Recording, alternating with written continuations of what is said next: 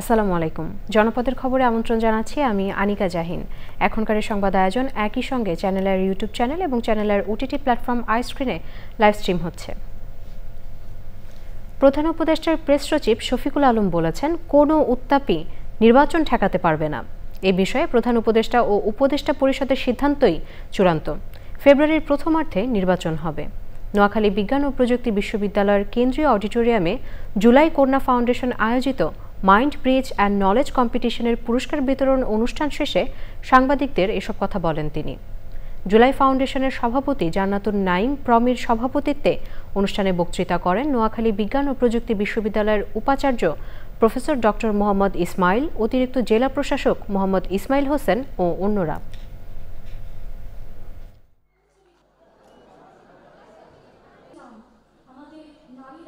কোনো উত্তাপ জাতীয় নির্বাচনে কোনো প্রভাব ফেলবে না।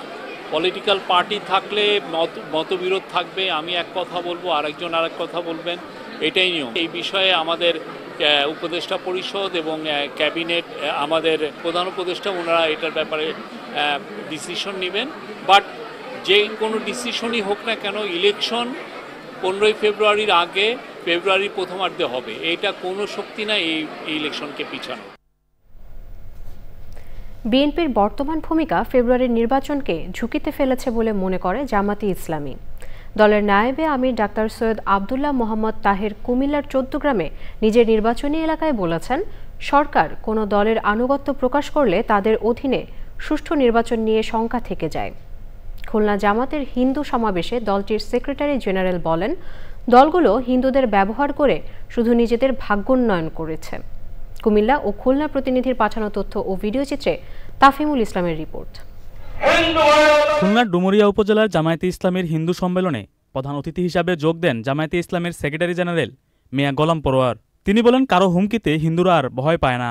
এখন দেশ শাসন করেছেন, রাজনীতি করেছেন, তাদের রাজনীতির স্বার্থে তারা হিন্দু সম্প্রদায়ের ভাই বোনদেরকে কিছু ভুল ধারণা, কিছু বিভ্রান্তি দিয়ে ধূম্র জালের মধ্যে তাদেরকে ব্যবহার করার চেষ্টা করে। কুমিল্লার চৌদ্দগ্রামে নির্বাচন কেন্দ্র পরিচালকদের নিয়ে সমাবেশে যোগ দেন দলটির নায়েবে আমির সৈয়দ আবদুল্লাহ মোহাম্মদ তাহের। পরে সাংবাদিকদের তিনি বলেন, ফেব্রুয়ারিতে নির্বাচন না হলে পতিতরা সুযোগ নেবে। যে সংস্কার প্রসেস শুরু হওয়ার আগেই তারা বলতো যে আমরা এই কমিশনে অ্যাটেন্ড করব না, আমরা এটাকে বয়কট করছি। তো তখন বিএনপি ছাড়াই যদি হইতো নাহলে হতো না। কিন্তু এতগুলো সময় নিজেরা থেকে কথা বলে তাদের নেতা তো মনে হয় আমার মনে হয় 10 ঘন্টার চেয়ে কম কথা বলে নাই সব যোগ করলে। আমাদেরকেও একসাথে করে আমাদের সময় ব্যয় করে আমরা একটা জায়গায় পৌঁছেছি। তো এখন এই কথাটি বলা আমি মনে করি তাদের দায়িত্বহীনতার পরিচয়, নতুন করে দেশে একটি রাজনৈতিক সংকট তৈরি করার অপপ্রয়াস। তাহের বলেন, সরকারের নিরপেক্ষতা বজায় রাখতে না পারলে তাদের অধীনে সুষ্ঠু নির্বাচন নিয়ে শঙ্কা থেকে যায়। তাফিমুল ইসলাম, চ্যানেল আই। দেশের অন্যতম রাজস্ব সমৃদ্ধ জেলা সাতক্ষীরার 80% বেশি সড়ক এখনও কাঁচা, খানাখন্দে ভরা। অবকাঠামোগত উন্নয়নে পিছিয়ে পড়ায় ভোগান্তিতে 22 লাখের বেশি অধিবাসী। সাতক্ষীরা থেকে আবুল কালাম আজাদের পাঠানো তথ্য ও ভিডিওচিত্রে আল মুকসিদের রিপোর্ট।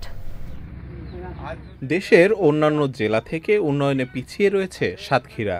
জেলায় পানি উন্নয়ন বোর্ডের বেড়িবাঁধ রয়েছে 700 কিলোমিটার, এর অধিকাংশই টেকসই নয়।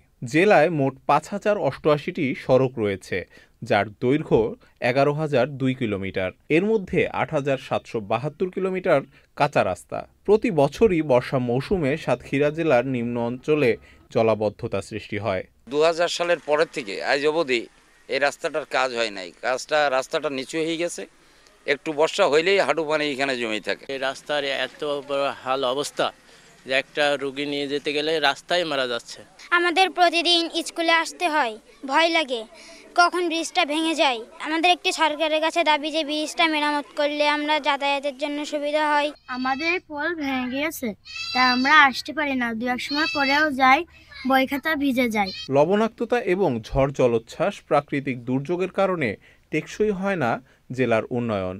জোড়াতালি দিয়ে টিকিয়ে রাখার কারণে প্রতি বছরই বেড়িবাঁধ ভেঙে ব্যাপক ক্ষয়ক্ষতি হয়। এই ব্রিজ দিয়ে এপার ওপর মিলে প্রায় 7-8 হাজার লোকের পারাপার হয়। জনজীবনের জন্য মনে করেন ব্রিজটা খুব প্রয়োজনীয়। জেলা প্রশাসক জানিয়েছে টেকসই বেড়িবাঁধের জন্য যথাযথ কর্তৃপক্ষের কাছে চিঠি দেওয়া হয়েছে। জেলা প্রশাসনের পক্ষ থেকে আমরা যথাযথ কর্তৃপক্ষকে চিঠি দিয়েছি, টেকসইভাবে নির্মাণ করা হয়। একদিকে যেমন বেড়িবাঁধ মজবুত হবে এবং যে জন দুর্ভোগ এবং জানমালের ক্ষতি কম হবে, তেমনি এই 682 কিলোমিটার মানে যোগাযোগের একটা সহজ হবে। বিভিন্ন উন্নয়ন প্রকল্পগুলো বাস্তবায়িত হলে সাতক্ষীরার বিভিন্ন সমস্যা অবসান হবে বলে প্রত্যাশা স্থানীয়দের। আল মুকসিদ, চ্যানেল আই। এবারে ভোটের হাওয়া।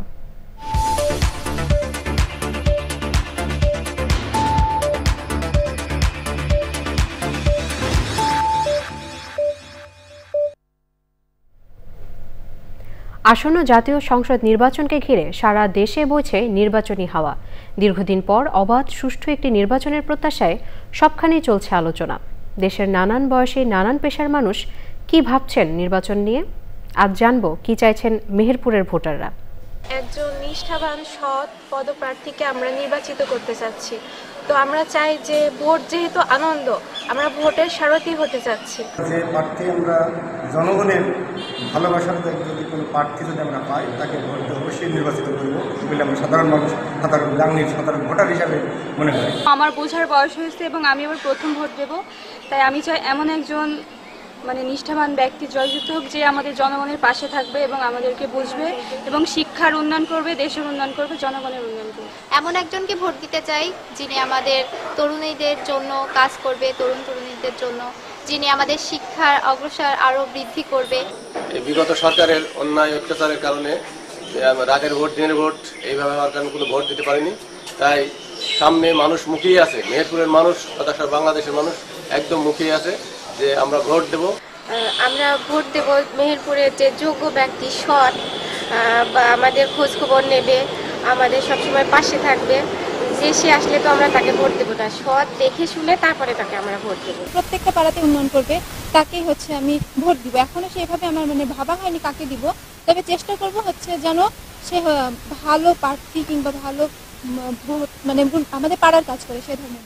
দেশে যে ভালো কাজ করবে, যে সুন্দর প্রার্থী হবে, সমাজ সেবক, দেশের লোক তাকে চাবে, আমরা তার সত্যর পক্ষে, আমরা মিথ্যার পক্ষে না, দুর্নীতির পক্ষে না। এবারে সারা দেশের খবর নিয়ে প্রতিনিধিদের পাঠানো তথ্য ও ভিডিও চিত্রে রাজীব আহমেদের রিপোর্ট। মানিকগঞ্জে গণমাধ্যম কর্মীদের অংশগ্রহণে অপসাংবাদিকতা প্রতিরোধ ও বস্তুনিষ্ঠ সংবাদ পরিবেশন বিষয়ে প্রশিক্ষণ কর্মশালা হয়েছে। এলডিপির 20তম প্রতিষ্ঠাবার্ষিকী উপলক্ষে চট্টগ্রামের পটিয়ায় শোভাযাত্রা, আলোচনা সভা ও সাংস্কৃতিক অনুষ্ঠান হয়েছে।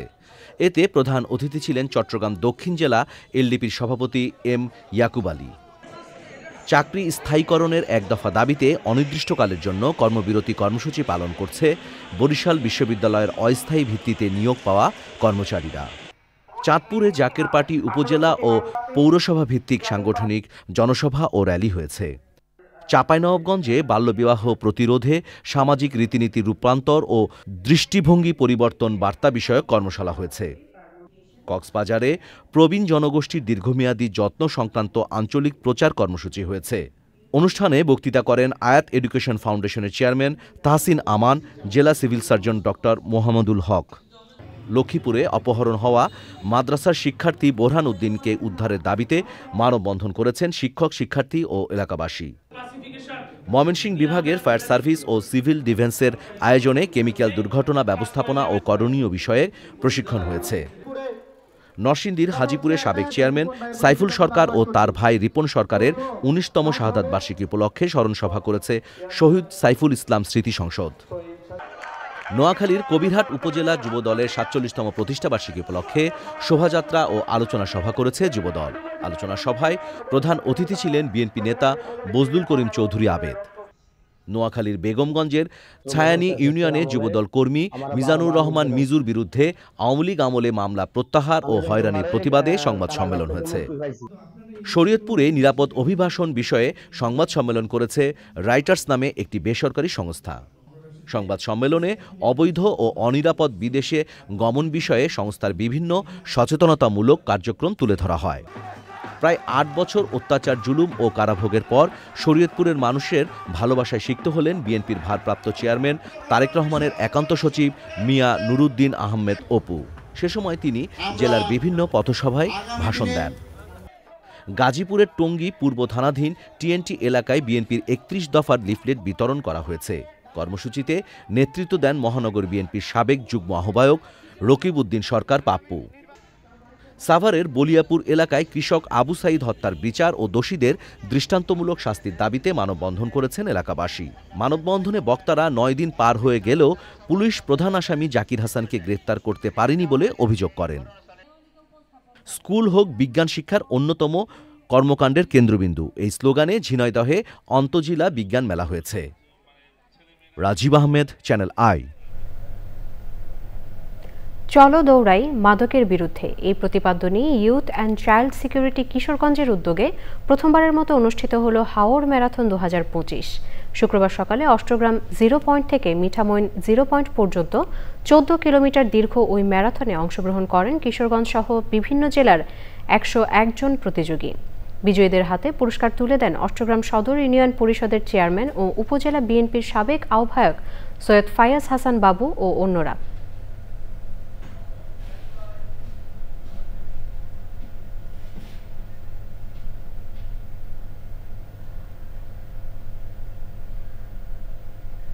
দর্শক, চ্যানেলে জনপদের খবর আজকের মতো এ পর্যন্তই। একটু পর কৃষি সংবাদ দেখার আমন্ত্রণ জানিয়ে শেষ করছি। ধন্যবাদ সবাইকে।